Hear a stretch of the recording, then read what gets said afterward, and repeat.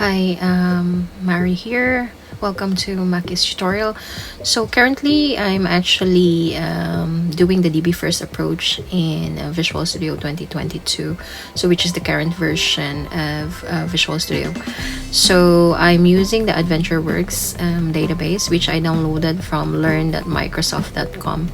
So currently, I'm creating a ASP.NET Core MVC app where I could migrate the database. So as you can see, I'm actually creating a new project solution. So just enjoy the video, and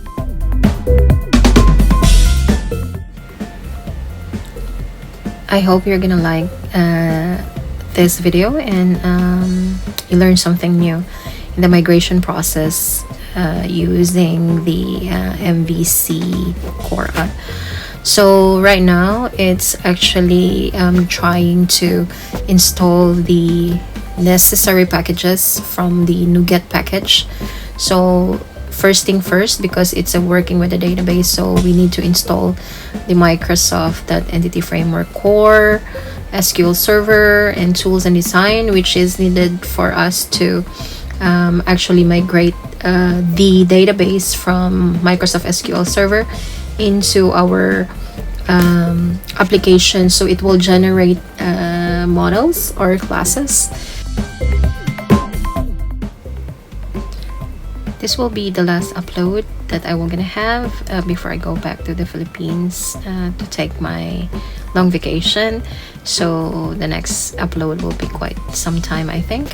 So again, let's just focus on this tutorial. So basically, I'm actually installing now 4 packages within the project solution, which is needed by the migration process.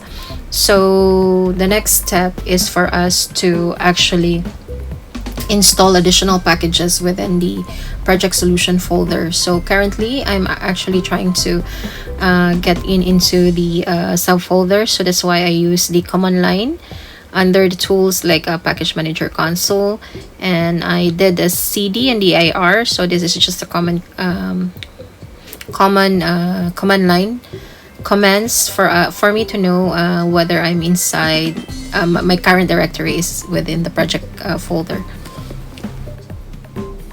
So if you can see, I'm actually in the package manager console, where I have to type some commands to install the additional packages. So the next .NET tool, install global.NET EF, you need to type this one. If you haven't installed this, then it will basically give you a prompt, but because I have been using this one, so I'm already having this package. So the next package that I'm going to install is the again, Entity Framework Core, because as I've said, we are using a cross-platform, and we are going to migrate the SQL Server. So I'm installing these packages into that project folder. So if there's no issues, there's no error, then it will be just loading this kind of information. And then the next step is for me to add the design, where I have to use within the scaffolding of this entity framework. And if you notice, I have some errors here. In the current version of the Visual Studio, if it encounters several errors, it automatically creates a backup. And then once you install the package, it gets confused on which project solution it has to use, because it's same name. So that's why I place the .back folder project backup files outside of that directory, and then I install again the package so that it will be installed properly and there's no issue. So once I'm done with it, then I will gonna have the scaffolding of the DB context. So it will create a DB context inside the model. So that .NET EF DB context scaffold, and then I'm pointing my server, which is SQL Express 1, because I have a lot of instance within my computer. And then the database, a name, which is AdventureWorks DW 2022. And then after that, I actually added a trusted connection set to true, and the encrypt set to false, because false, I will not use certificates for now. Later on, if I want to make the website secured or the use of the database secure, then I will set it to true. For now, I set it to false. And then after that, I'm pointing the directory models within the project solution.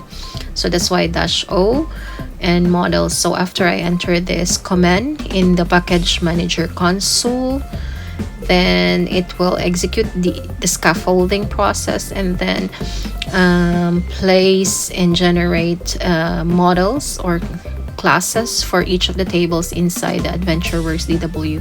So if you can see under the models, all the tables under the database, AdventureWorks DW 2022 was actually generated under the models subfolder.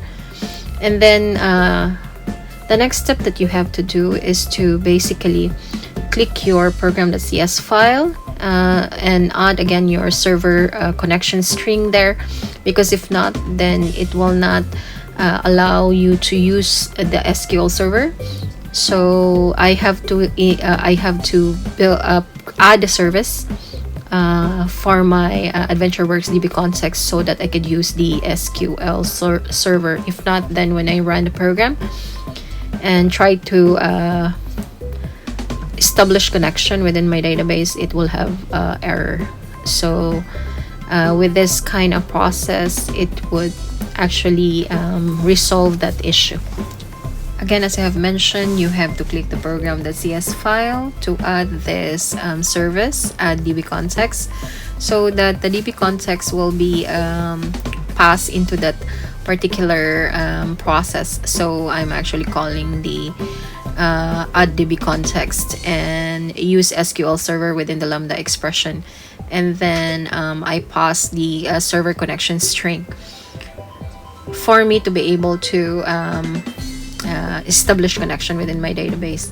And then the next step is for me to create a controller based on the entity framework. So as I've said, it will just create a scaffolding items within my application. So currently I'm tying this controller up with a specific model, which is the product category. I just use this one because the rest of the models has a lot of records. So when I try to test it, so it will populate a lot and it will take time to display onto my web page.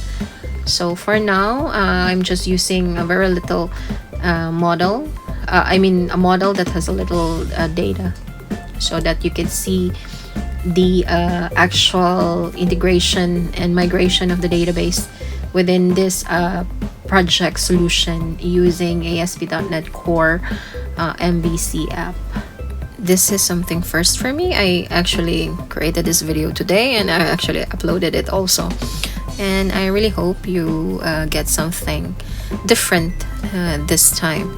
So now I'm running the application and accessing or invoking the DIM product categories indexed action, so that we could see whether the records are displayed. So thank you. Looking forward for more videos. Bye for now.